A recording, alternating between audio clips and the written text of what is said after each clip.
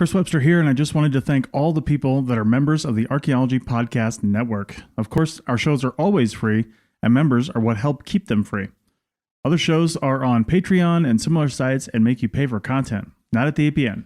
If you want a little extra and want to give back, then head over to archpodnet.com/members. That's archpodnet.com/members to support archaeological education and outreach. Let's start the episode. You're listening to the Archaeology Podcast Network.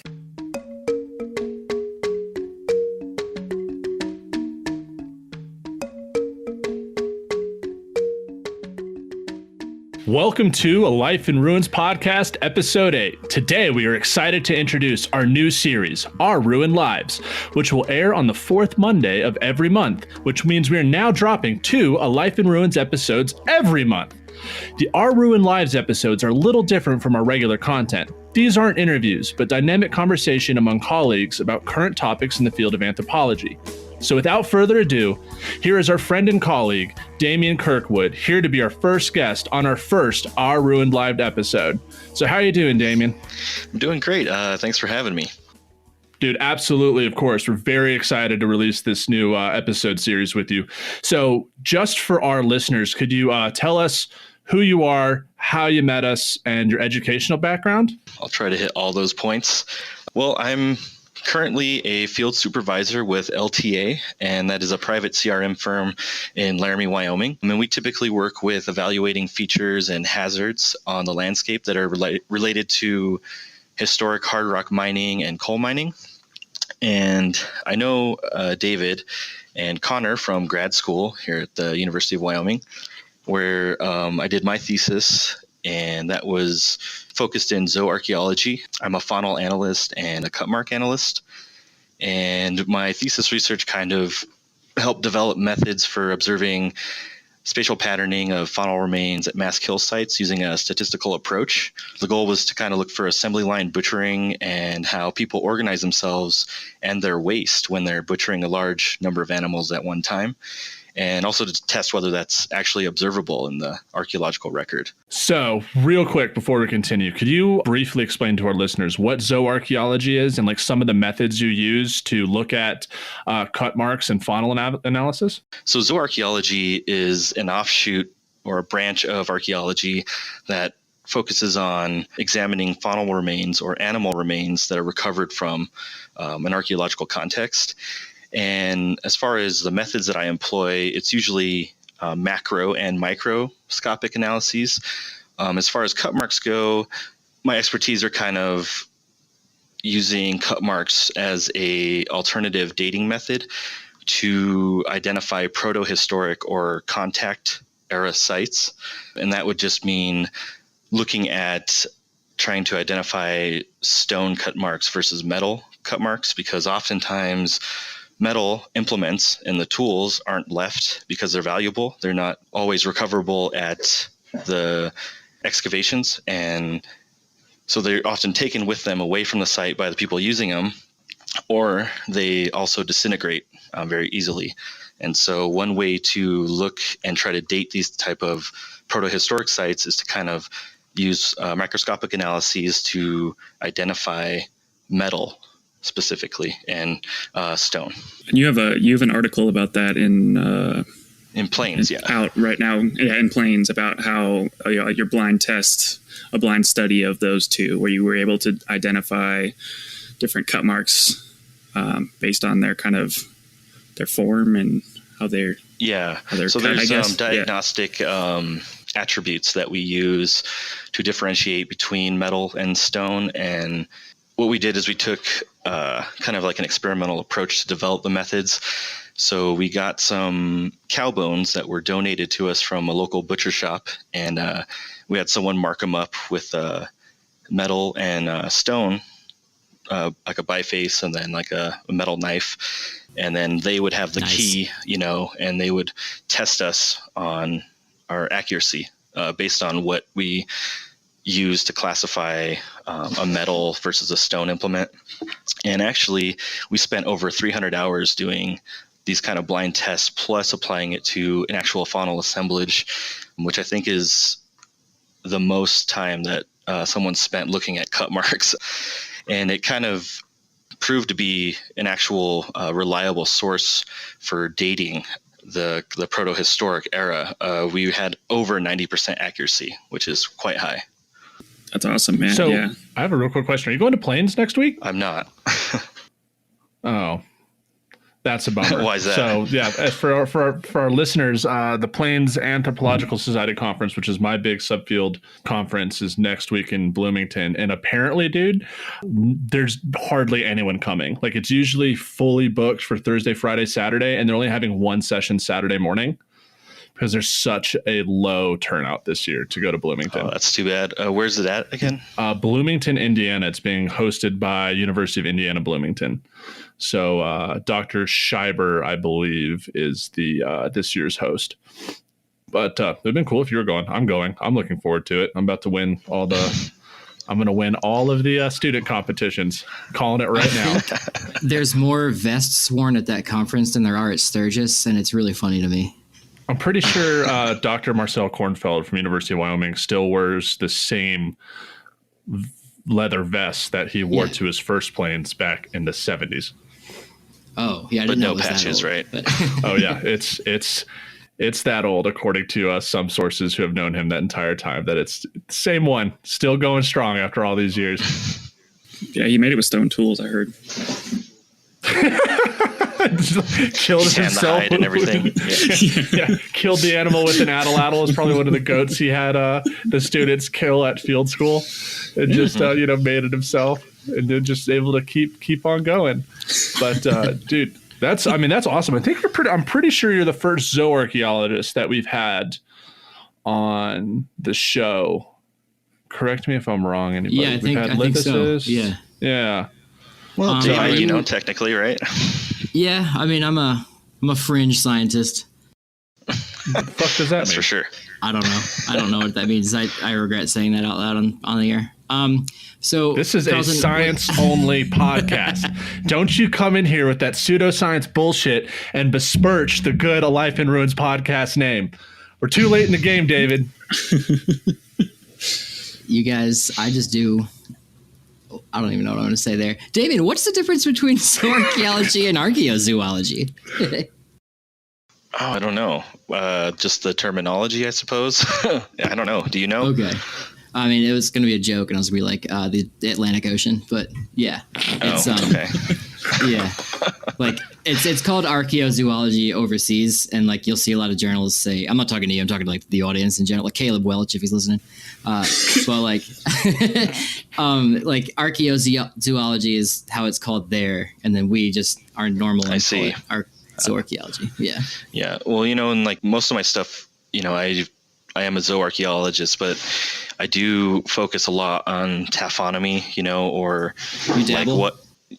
like what happens to an artifact or a bone after it's been deposited is more of my focus than anything. A bone is a bone, so it eliminates all the more subjectivity, I suppose, in my opinion, versus having like the cultural material where we have a lot of subjective and disagreement about a lot of things. Yeah. Tread lightly. And taphonomy, that is Efemrov, right? Is that the scientist? Yes. Came up with that, and it's the transition of organic materials from the biosphere to the lithosphere. If I remember that right. Yeah. Paleontology term. Did you remember that, or did you look it up? Oh, I remember that. The one thing I remember from graduate school. I mean, I remember a lot. On a side note, what's the study of like Bigfoot called? Isn't there like a scientific or pseudoscientific name for that? Cryptozoology. Yeah, cryptozoology. Cryptozoology. That's what it was. I thought that's what David was referencing. I was like, what, dude? Or squatching to the layman's. Squatching. Yeah. The Sam Squamch. Mm-hmm. Yeah.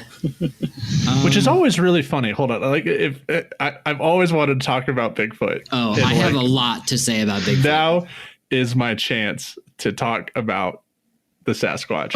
If we're all comfortable with talking about Sasquatch in the context of the archaeological record. Yeah, I'm down. Sure. Damian, you Yeah, down? let's go. Yeah, Connor? do you mind if I state my opening statement? State your opening statement. Okay, so I'm a huge fan of primatology. Humans are primates. We are mammals that are primates. So take that with what it is. Primates are extremely social creatures. We all live in social groups. Even if there's like loners, like orangutan males who go off and do their thing, they eventually come back to a large like forest full of female orangutans where they're hanging out.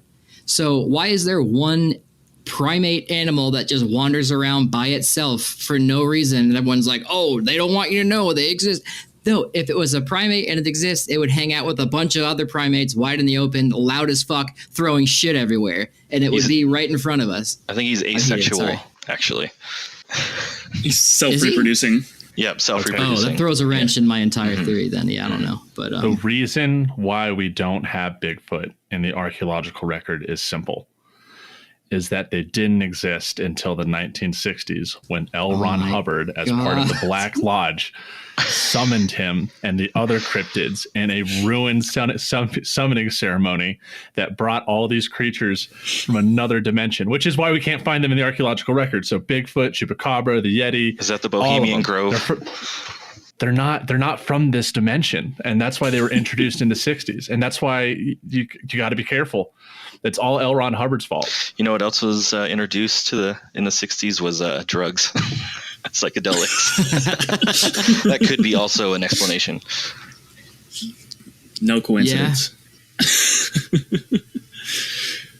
But it's kind of funny though, because what I love about those stories, like when people talk about like Sasquatch, the Thunderbird, or all these other cryptids, is when they talk about them, that is when Native American oral traditions are like validated. Like, oh, but the Indians talk about it, or it's on rock art. Right. But in any other context, those people are completely ignored, and like none of their stories about what things happen are validated unless it's being used largely by the cryptozoology community, which I think is just a fascinating cultural phenomenon of picking and choosing your evidence. They get money to do this stuff. It's wild. That's my main beef, is that like they are actually, I know a guy who is kind of associated with the University of Wyoming through a bunch of different avenues, who's actively getting funding to do cryptozoological research. And I think it was even more than the funding that we had for being out there for doing, archaeological research, which is crazy. So it's like, it's just getting funneled into these, like, I don't know, like Discovery Channel excitement, like, we're going to find the next Squatch thing. Yeah, reality TV. And they edit the shit out of you. Yeah. Just for our listeners, the United States, I'm pretty sure, has the largest population of archaeologists in any country. I think we're a couple thousand. And the United States is one of the most heavily archaeological investigated countries, meaning that the amount of archaeological investigation that has gone on and has not yielded any sort of evidence about Sasquatch. I mean, that's what it comes from. You can talk about something hanging out in the woods or it doesn't see people, but if they're that recent, you wouldn't find fossils, you'd find bones and you'd find remains. And we find remains of a lot of animals in varying states of decay. But the fact that we haven't found any single evidence, I mean, like, granted, like, where does, when a Sasquatch uses the Sasquatch bathroom, which I imagine they use Charmin Ultra toilet paper, super soft. That was the commercial with the bear joke, but I got moving you. on. Scott, That's another sponsor of yours, I'm sure. Yeah, Charmin Ultra. Shout out to Charmin, trying to get that sponsorship. Just working. Yeah, Charmin. Yeah, like they're like, I mean, you're zooarchaeologists. Like, there'd be bones, there'd be other physical remains associated with it, and we haven't found any form of evidence, biologically speaking, for Bigfoot. And every time they do a DNA study on hair that's found, it always comes out as bear. Mm-hmm. Yeah, well, that's what I think a lot of people mistake, because they see bears probably standing on their hind legs, and they see them from afar, and so it probably looks like a Bigfoot, but it probably is just a bear, and the mind playing tricks on you or whatever. Yeah, like the human mind is like notoriously like not good at remembering things, and conflates and misremembers things, like, notoriously. I'm going to throw something out there that's maybe controversial, but to play devil's advocate about not finding remains. You know how we find a lot of, well, not a lot, but we find mostly mammoth remains. And, we conclude that there's probably a large subsistence on mammoths. And in my opinion, we find mammoth bone more often because it's just a bigger bone. So it takes longer time for it to disintegrate, and then you won't find it. Unlike, small mammals and things like that, those bones are going to disappear faster from the landscape than a large mammal. Didn't we have this talk in yes, we did. And I am so goddamn excited that Damian has brought this up. Oh, dude, it's like you find people think that Clovis and Folsom people were big game hunters because all we do is look for big game sites. Mm-hmm. Like no one goes crazy over the latest rabbit kill finding. Like we just don't find the small mammals or the small animals because they don't last in the archaeological record as well as big bones. Mm-hmm. So like there's a bias in the Paleo-Indian community looking at these people as big game hunters if they do. I agree. For that reason, it's because that's what we find. It's like 2 years ago when I was at University of Wyoming, they rounded everybody up in the middle of the winter because they found a mammoth out in the middle of Wyoming. They rounded up grad students to go and find that. Now, would they do that with any other archaeological site? No, probably not. Exactly. Boom. Fucking jewel drop. Yeah. So another sidebar or devil's advocate there, when the public is aware that there's mammoth bones or they find mammoth bones eroding out of a cut bank, wouldn't it be pretty pertinent for archaeologists to go scientifically dig that out as quick as possible so that people don't steal that mammoth bone then? Because they're pretty dope. And I would love mammoth bone gauges. Yeah, but... well, they found, I know in the context of the Wyoming case that it turned out not to be anthropological, meaning that there was no human activity associated with it. So they didn't have the paleontologist with them either.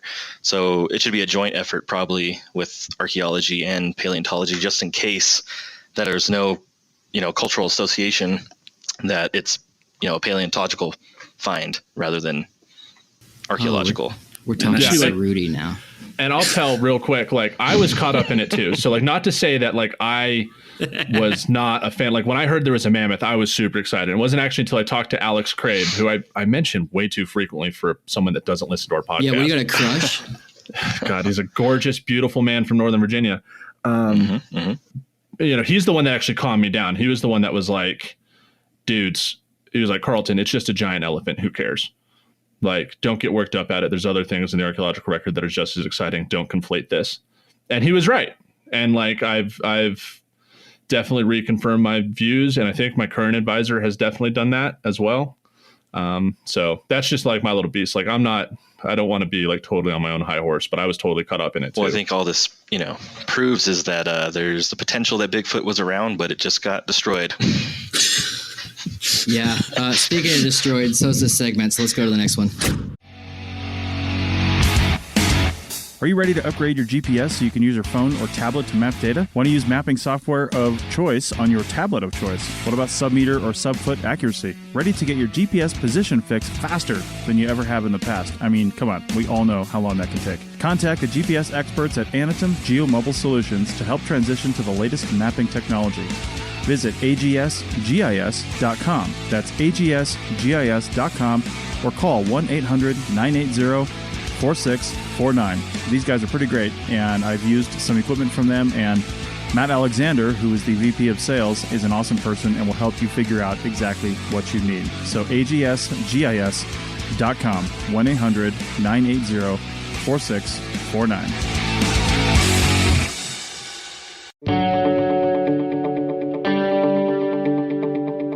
Hey everyone, Chris Webster here to tell you about all the awesome APN swag over at our TeePublic store. Check it out at arcpodnet.com/shop. You'll find APN stuff, but also some great designs that we've had submitted. Get your Bruce Trigger Warning cell phone case or your Bottle Guide t-shirts. So find the link at arcpodnet.com/shop. That's arcpodnet.com/shop.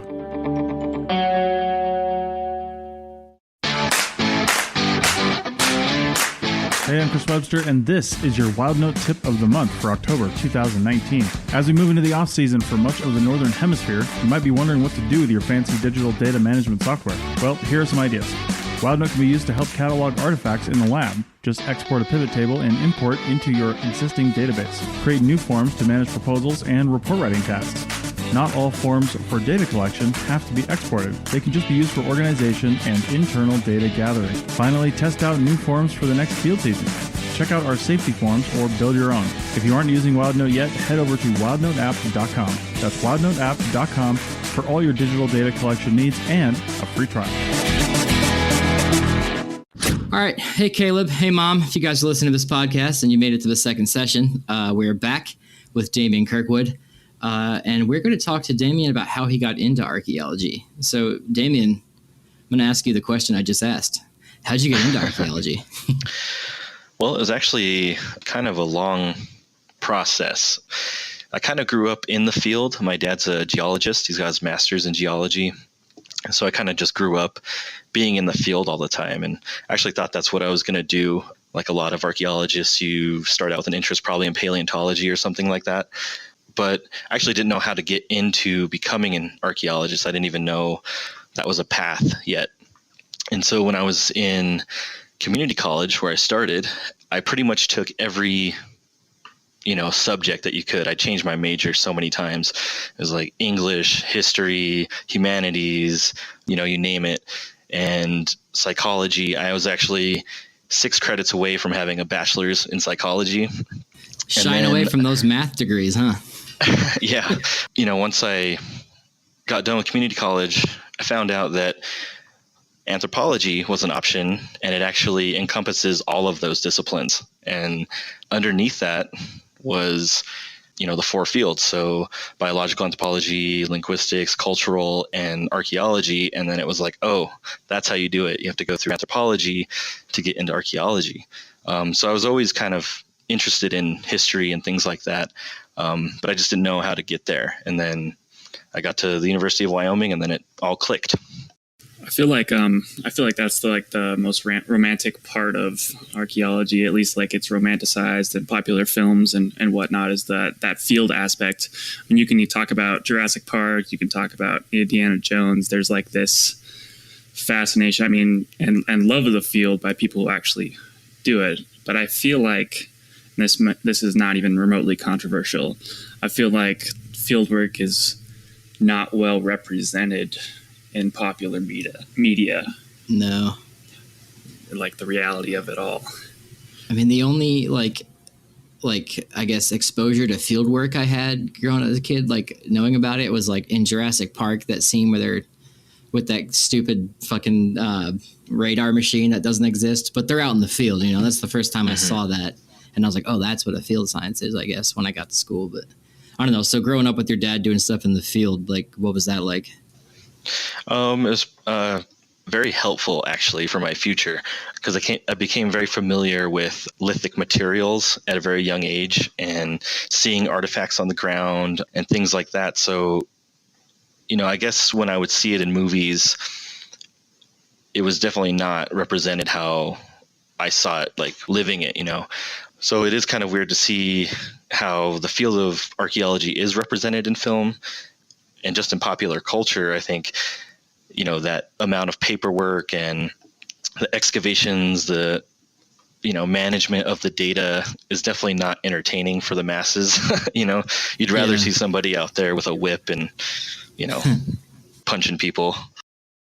I think that's my biggest beef, is that no one's doing paperwork in anything. It's like, Come on, that's like 90%, not 90%, but like 60% of actual fieldwork is like organizing and trying to figure out what the heck you did for the last couple weeks and stuff. And it's not easy. Someone's handwriting that you're like, what the fuck did that person write?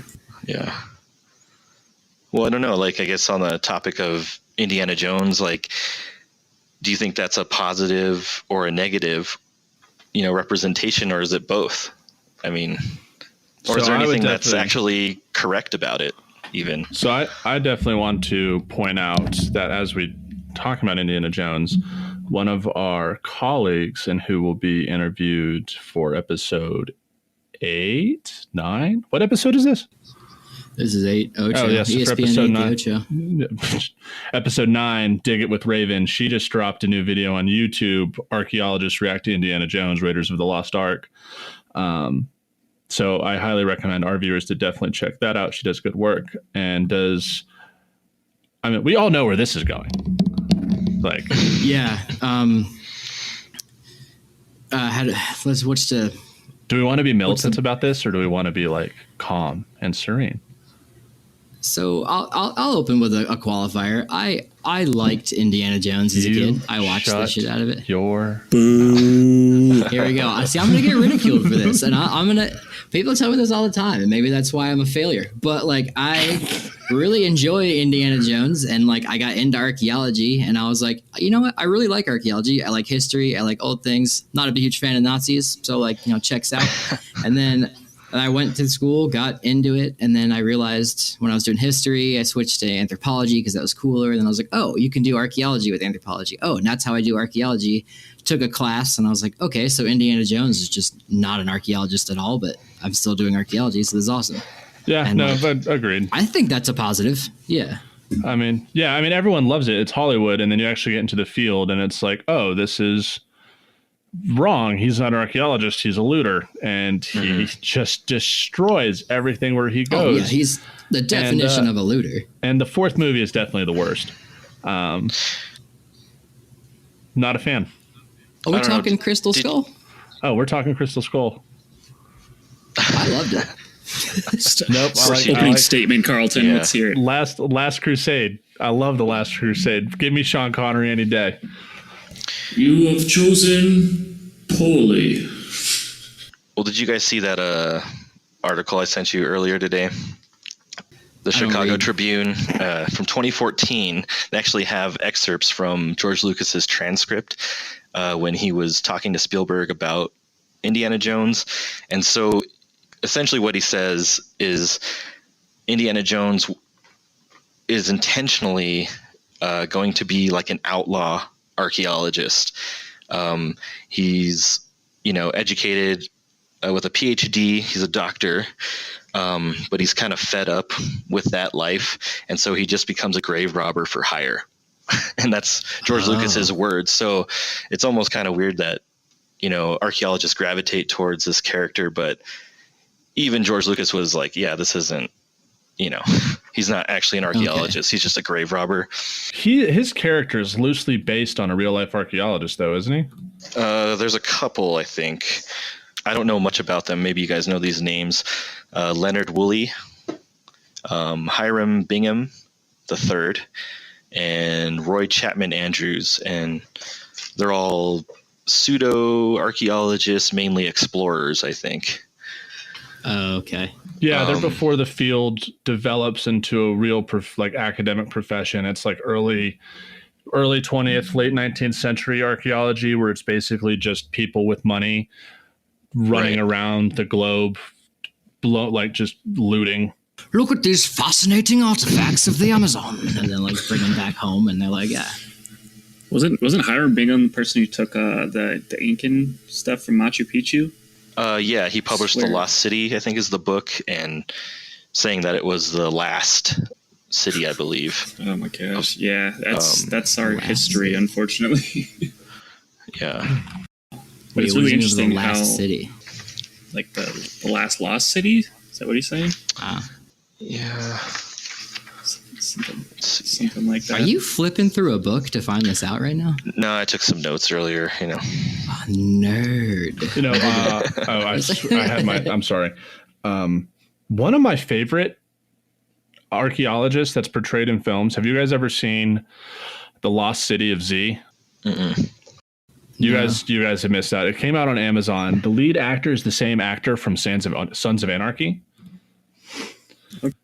And you guys are not anywhere near as psyched for this as you need to be. Well, it's about him finding a Mayan city, right? It's early exploration into the Yucatan, right? No, close.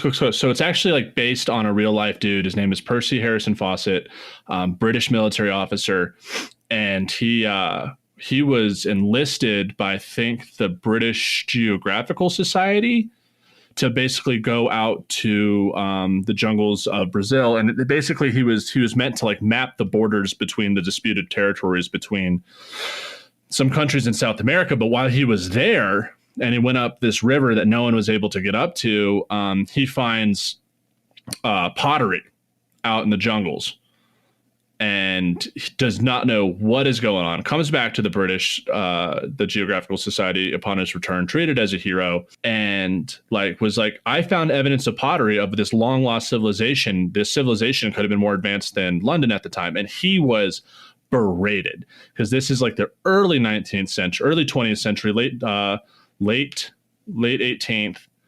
And or late 19th, sorry. And the fact, and this is during a time when ethnocentrism was rampant. It's at the the dawn of all these colonizing empires, and they were not a fan of it. But like he went back to like prove them wrong, and spent his entire life going back. Like he had to take a break during World War I because he was a major in the British Army, and like his buddies that went on expedition with him went on expedition with him to Brazil became his troops in World War I. He lost a couple. Afterwards he goes back, and I believe he goes back with his son, and they just disappear, like never seen again.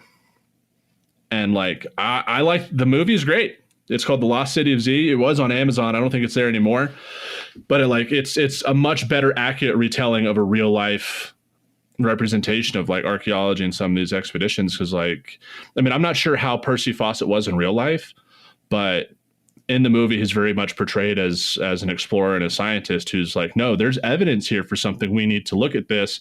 And it's not till, almost 100 years later when people are doing some of these surveys of Brazil and they're finding evidence for roads and this civilization that Percy first argued for existed and was totally lambasted for it. Oh, that's really interesting. I'd be really interested to see if he actually took anything back. I don't know if it mentions it in the movie, because I think that's, he definitely brought you can back be excited. Yeah. I mean, that might be the history of that, but go ahead, Dave. Chris, do you want to pop in and say what that book was? Because I'm not sure exactly what that is. So this guy, Justin Jacobs, Indiana Jones in History. So this guy wrote this book about basically the real stories behind Indiana Jones. He had a lot of that stuff that Damian was talking about from Spielberg and George Lucas about how they were talking about who they were basing Indiana Jones on and things like that. But then he also talked about the idea of archaeology in the 30s and how it was saw and how that kind of parallels some of what Indiana Jones is is doing in the movies. And it's an interesting read. It really is. It's an academic book. It's not like a quack book, but and he talks about a little bit about the fifth movie that's supposed to be out in 2020 apparently, but I haven't heard much more about that. I don't know if that's still real.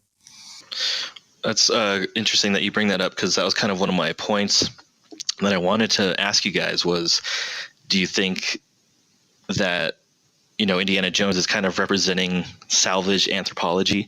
And I think that may translate to, contemporary archaeologists too, because his whole goal is kind of like, saying that he has the ownership of this cultural material that he's like searching for, and then you never see what he really does with it. And then it's like, well, he's the authority and he's the expert. So, of course, Indiana Jones should have it. And I kind of feel like it's kind of on the nose a little bit about, professional archaeologists in some cases. Grab the idol and run. Yeah. I think they say loot and scoot. Loot and scoot. So for our listeners, that book that our producer Chris, who hangs out on our episodes behind the scenes that you guys don't know about, also the Webster Dictionary for when you guys totally get fucked up with our definitions. They talk about it on the Archaeology Show, episode 38 here on the Archaeology Podcast Network. So for our listeners, go check that out. Who they'll go into it in detail, so we don't have to. But do I think he represents salvage archaeology? I don't know. I think the best representation that the Indiana Jones movies talk about is like the real life Nazi archaeological missions. Like they went out there looking like for that. That's real. Like the SS brought in academics from Germany who were archaeologists, like made professors SS. I hope Trump makes me part of the Space Force, but yeah, actually like brought people into the SS and like sent them out to go carry these missions to find evidence for an Aryan race to support their nationalist ideologies and their, Aryan supremacy, which is totally bullshit. And they flooded the academic literature in the 1930s and 40s with utter bullshit. garbage. Yeah, just utter bullshit. So I think that's an accurate representation in Indiana Jones. Like, that's a real life thing. They're not just pulling a movie bad guy, but there was really an archaeological bad guy, and there are today. They're called ISIS. That they exist. There's more than just them too, but yeah. ISIS plus. Yeah, racist plus. I agree. I think I could see it representing Indiana Jones, representing kind of the Victorian era of archaeology, and also this kind of salvage portion. And you see that salvage portion pretty upfront and stuff. I listened to the audiobook Monuments Men, where they go and try to there's that whole army division going to find stuff that the SS has taken and is actively confiscating. So I think you can see they made a movie about steps that. Into both. Yeah, and it was actually a pretty good movie. Damon. John Goodman, yeah. There were some really good actors in that. Like, surprisingly. Yeah, a classy lineup, yeah. Yeah, who was it Bill Murray? Was he in it? Clooney, Goodman, who else is in it? Yeah, Bill Murray's in it. Damon, Bill Murray, yeah. Yeah, great movie. I've never read the book because I don't have time to read things that I want to read. But, you mentioned Space Force there, Carlton. Damian, didn't you mention something about Picard being an archaeologist? Can you talk more about that? Oh, yeah. It's kind of funny because we're talking about this as, these older explorers, and it was kind of like a luxury to do this. And in Star Trek: The Next Generation, Jean-Luc Picard is an archaeologist. It's a hobby of his. And so he has a deep knowledge of a lot of different cultures and their histories. And he's also kind of a collector of artifacts. That's why he's the best captain, because he's an archaeologist. I had no clue that he was an archaeologist. Like, I kind of want to watch that show now just because he's an archaeologist. Well, I think you should, and not to sound too nerdy, but it is very anthropological in its nature, I think. Like, the Prime Directive is like what Jane Goodall tried to do, but fucked up. Yeah. But like, observe and report, minimal disturbance on cultures, let them do what they are doing, try to understand them, cultural relativism, try to understand it from their perspective. Wait. What did Jane Goodall do? Why are you hating on the chimp lady? I love Jane Goodall. Like, she's changed the field. She's a wonderful scientist, like a huge inspiration to me.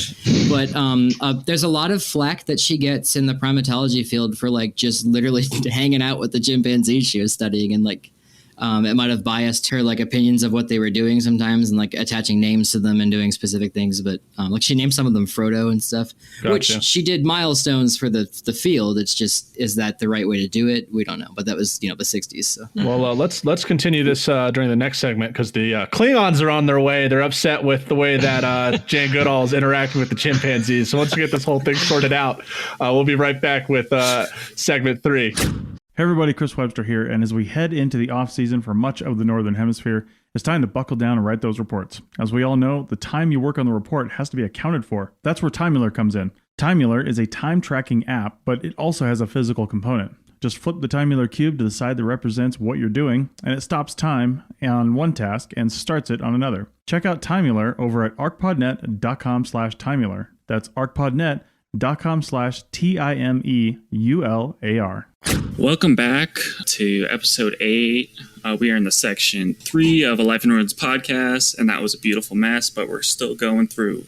And I was going to ask you, Damien, do you think Jean-Luc Picard is kind of how we view modern looters? I mean, he's super knowledgeable about the areas he goes to, and he might do a little bit of collecting on the side, which is something I think that looters do as well. Like, they're really comfortable with the material culture of their areas, and they might put it in their pocket every once in a while. Well, I would never disrespect Jean-Luc Picard. So I would say he may represent a looter, but it's hard to say, because whenever they kind of show him engaging in archaeology or something like that, it's not clear whether it's on the holodeck, which they could just replicate excavations or something like that, or the artifacts that he has displayed are actually from the replicator. They could just, recreate them. So I don't know if I would say he's looting per se, but I do think he probably has a relatable, analogous depth of knowledge that looters probably have, like contemporary looters. If only we all had the replicator, man. I mean, that would make archaeology so much easier. Yeah, that'd be great. It's called 3D printing. Yeah. Oh Yeah, is that instant? How long does that take? That's You not. still need matter. Yeah, true. You gotta have filaments and stuff. Technically, you don't need matter. So, to be determined if Picard is a looter. But in order, I'm not going to besmirch the good captain's name. So, Connor, watch your goddamn mouth. Yeah, exactly. All right, I've got something. Uh-oh. You should get it checked out. Yeah, go talk to Doc, man. Let's talk 10,000 BC. Yeah, so that collective groan is what I'm experiencing right now too. Damian, you were to refresh yourself last night and graced your eyes with that movie for an hour and a half, didn't you? Oh, yeah. I was like, hey, I haven't seen that in a while, and I don't remember much, so I had to revisit it. And let me tell you, it was hard to sit through. But I did look something up that I thought was interesting. That movie costed about $1 million to make, and it grossed $270 million. So wait, technically, it was a It success. only cost $1 million. $100 million. Oh, okay. Exactly. Wait, how much did they rake in? And then it grossed $270 million. So I think we can say that this was a success. And I'm wondering, does this prove that there's actually like a market for movies about prehistory, or is it just like random luck that it was a success? If I remember correctly, that had a huge marketing campaign, and I was like, all right, I'm amped about this. And then I went and saw it in the theater and was like, I got diarrhea, dude. It was the worst. I didn't know what to do. I would say it shows that there's like a market for fantastical prehistory more than it does like show that it's actual. People want to learn about the past. They're more interested in some dude riding a mammoth onto the pyramids because that's accurate. And then I think Jack Black and Michael Cera had that one movie that came out right after it. Year One. One. A parody of it. Yeah. Year One. That movie was great. But Connor, to answer your question, did any of you guys see Alpha? No, I did. I haven't. Yeah.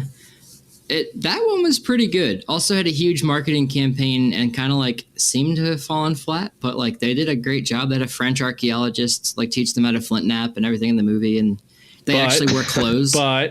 But Dennis Stanford was used as a consultant for the archaeology and the spear points. And did you recognize what kind of spear points were on those bad boys? The original name for the movie was going to be called the Salutrian, and they changed it. Makes me so fucking angry.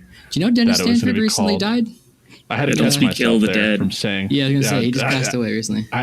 He was a good archaeologist with some interesting views. We will miss him. But I feel like if they had promoted that as like a Salutrian thing, it still would have like sold because that's like fantastical and like, Europeans were here before Native Americans or something like that. And it can build into like an ideology of like a not good ideology. Oh, it'd have been on the next Hitler Youth watch list if it was called the Salutrian thing. Like it'd have been like the neighborhood block party for the KKK viewing. Like to the director and the producers, credit, I did see online they changed the name because of the controversy, and they didn't want to like side with like who's right, who's wrong on that, and they were like, let's just make it a movie about ancient France, and I thought that was like kind of chill. No, that was they great. tried to be The Revenant, and they filmed it before The Revenant, I think, and then like The Revenant was just way better of a movie, and then they were like, all right, well, we have to release this now. Well, I'm sure it was better than Alpha, but Yes, it was. I love The Revenant. Alpha was pretty good. No, Alpha. Yeah, I enjoyed Alpha. Like I was like, yeah, that's dope. I think I was. If you want my opinions on the dog domestication, check out the post on my account. But like, I'm not gonna go into it now. But it does all right. I think I was pleased with it. I left happy. The Revenant probably suffers from the same thing 10,000 BC did, where it was geographically very confusing. it was hard to tell what was going on, like where they were supposed to be. Yeah, and I felt that way in The Revenant too, like it was supposed to be South Dakota. They filmed it in Alberta. There's like looming mountains and a very like almost like Pacific Northwest kind of like forest in there. And I don't know. It's very confusing. Yeah. Well, like environmental filming aside, because like, I don't think there's really any pristine areas left in, those states. Yeah. Mm-hmm. I imagine it's hard. Like Wind River was filmed in Park City, Utah. Right. Oh, was it really? Yeah, it wasn't filmed in Wyoming. It was filmed in Park City, and they don't even have Shoshones and Arapahoes. They have, I want to say Ute actors, because I'm pretty sure Tribe bankrolled that movie, and so they hired actors and extras from that tribe that bankrolled it. But if you don't know anything about Wyoming or Native American culture, then you wouldn't know or care. Speaking of Native Americans, what do we think about Last of the Mohicans? Actually, back to The Revenant. I felt attacked. I was like, the one thing I didn't like was the son's name was Hawk. I thought like they could have tried a little better. They took my boy. Yeah, I mean, well, hold on. Being Pawnee and knowing the Pawnee naming system, that is an adequate name. They were consulted, because you have in Pawnee culture you can have many different names over the course of your life, but you have like a child's name that's given to you, and then you get another name that's more associated with whatever you have done. So most of the time, like kids' names are like really simple because they're not trying to talk about some sort of event that the child has done. So like Hawk is rather adequate. Well, that's fair, but he didn't even have a son, though. You know what I mean? So. Yeah, in real life he did. Yeah, in real life he did. It just seems kind of like there's like in real life they just stole. Yeah, they're his just gun, slapping that in there. He was like chasing this guy. I don't know. Because I mean, a filial relationship is a little more understandable and grips an audience better. But that's just me being a Hollywood elitist. and the dude, I mean, the real story is, I think, is far more fascinating than the movie telling. The movie telling I thought was like pretty good, but like the real story of that man is crazy. It's hard. Yeah.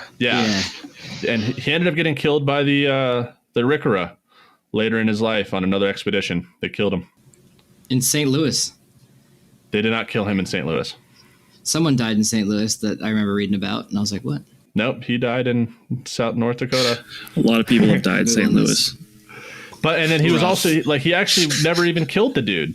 Like in the movie, he kills the antagonist, but in real life he doesn't. In real life, the antagonist actually Jim Bridger died in St. Louis. That's right. He was in the movie though. That's what I was thinking. Yeah. And he actually escapes and is able to join the army. And then the guy's like, listen, if you ever leave the army, I'll fucking kill you.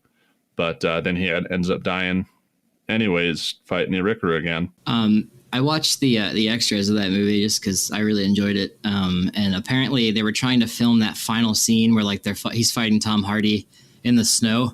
And they were going to do that in Alberta. But when they went to go film it, it was like sunny and hot there at like the wrong time of the year. And they were like, well, shit. So they flew to Patagonia to film that scene because it was still cold there. And like Wyoming wasn't like snowy at that point too, because it's just like the climate was just not right. And they're like, oh no.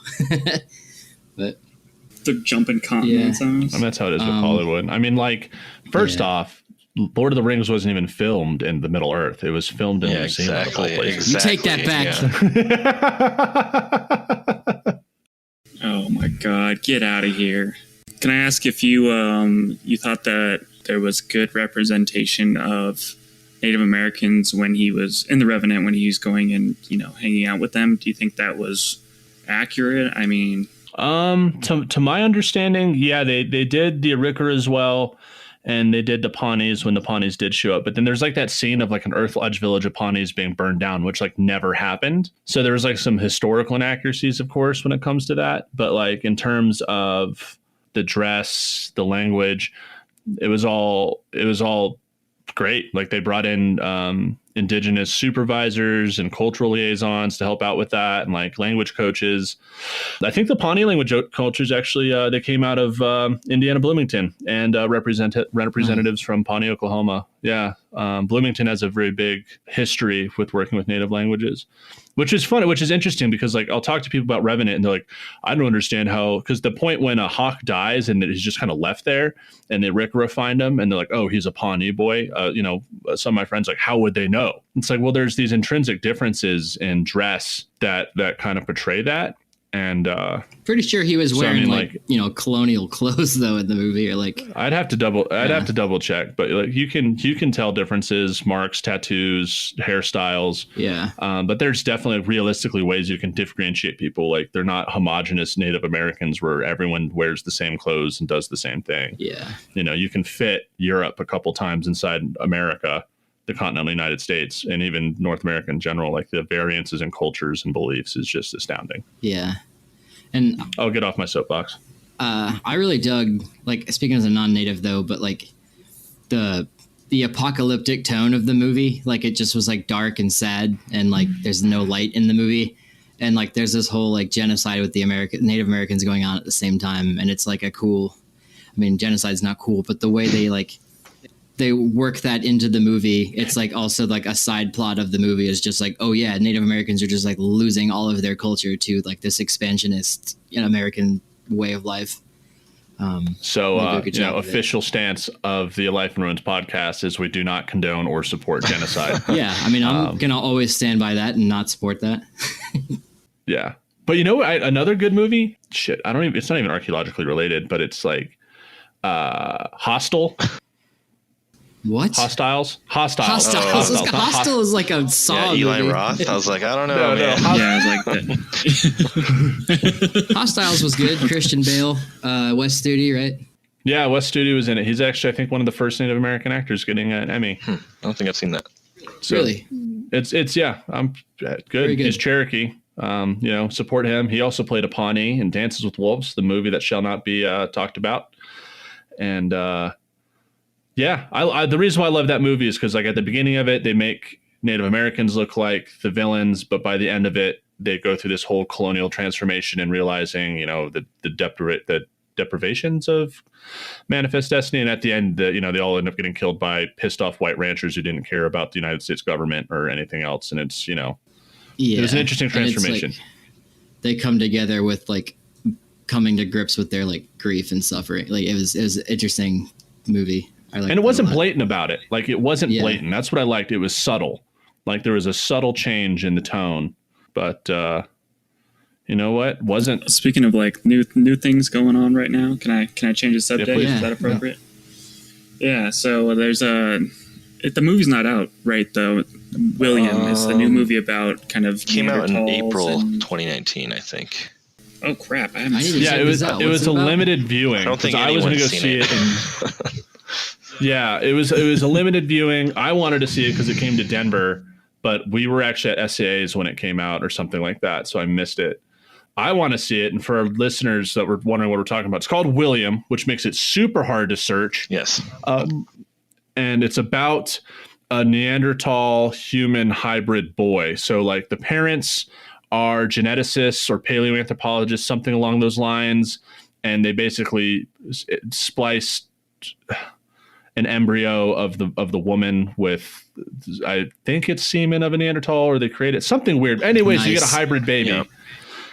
And it's this like coming to terms movie about this boy who's like half Neanderthal, half Homo sapien, like growing up in the real world, modern era. Mm-hmm.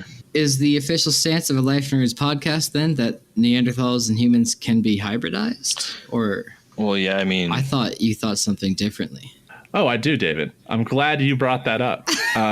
Damian, we talked about this last time. Yeah, let's let our guest talk about it. Okay, so I think I know where this is going. So I'm going to preface this first by saying I do believe in extinction, but usually when it's a catastrophic event and the population does not pass on any genetic material and it's not observable in the living populations.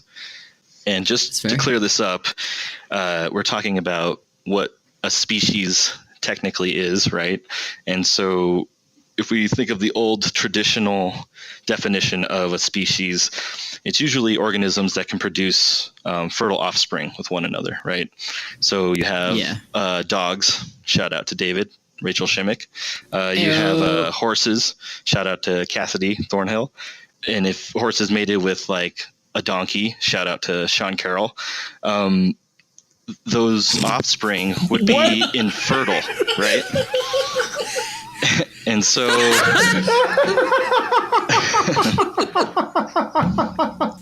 that man is not infertile, I can tell you that. So, the offspring of the mules are going to be infertile, right? So they're not passing on successful genetic material, okay? And so it gets really complex when you're talking about modern humans and our hominin ancestors, particularly in Neanderthals and, as more data is being recovered, the Denisovans, because they're now entering this discussion. And so, like, some people argue that species should actually just be defined as groups of organisms sharing a mix of anatomical, behavioral, and genetic traits that distinguishes them from other groups, okay?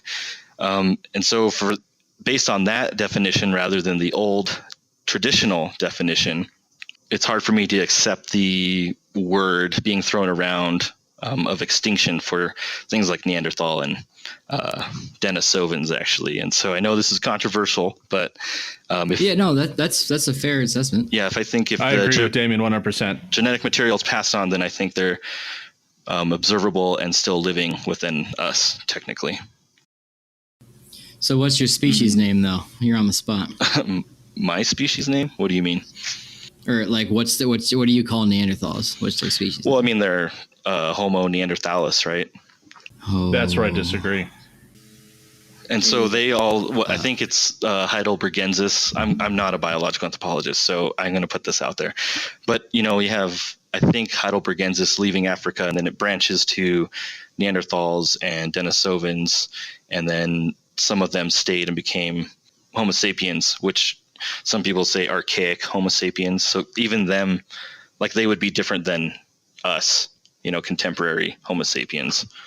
And then them integrating with each other, those three, producing successful offspring and carrying that genetic material, I'm not sure I would say they're technically extinct. Sure. Sweet. So real quick, because we have to tie this up, Connor, what's the species name? Just shout it out, no explanation. Homo neanderthalensis, that one. What? David? No. Homo sapiens neanderthalensis to me. That's the one.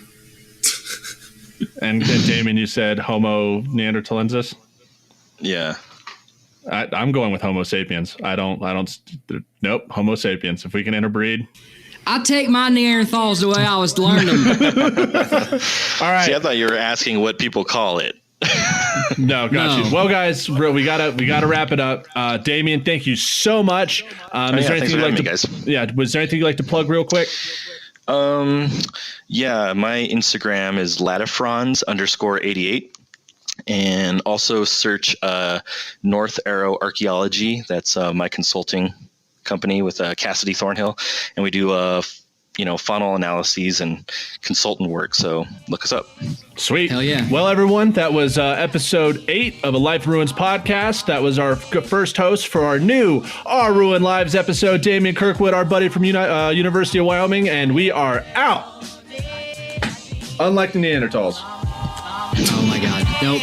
Homo sapiens neanderthalensis.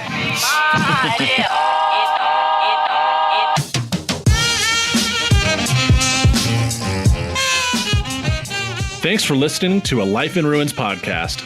You can follow us on Instagram and Facebook at A Life in Ruins Podcast, and you can also email us at alifeinruinspodcast@gmail.com. And remember, make sure to bring your archaeologists in from the cold and feed them beer. All right. A prehistoric kid named Pig asks his dad what weapon he should use to hunt with. What does his dad say? Atlatl. Oinkle-addle. Atlatl do, Pig. I hate you. Jesus. That was actually pretty good. Atlatl do, Pig. God. This show is produced by the Archaeology Podcast Network, Chris Webster and Tristan Boyle in Reno, Nevada at the Reno Collective. This has been a presentation of the Archaeology Podcast Network. Visit us on the web for show notes and other podcasts at www.archpodnet.com. Contact us at chris@archaeologypodcastnetwork.com. Thanks for listening all the way to the end. This is Chris Webster with a quick reminder to check out archpodnet.com/members to help support us in archaeological education and outreach. That's archpodnet.com/members. Now go listen to more podcasts. Now go listen to more podcasts. Now go listen to more podcasts. Now go listen to more podcasts. Now go listen to more podcasts. Now go listen to more podcasts. Now go listen to more podcasts.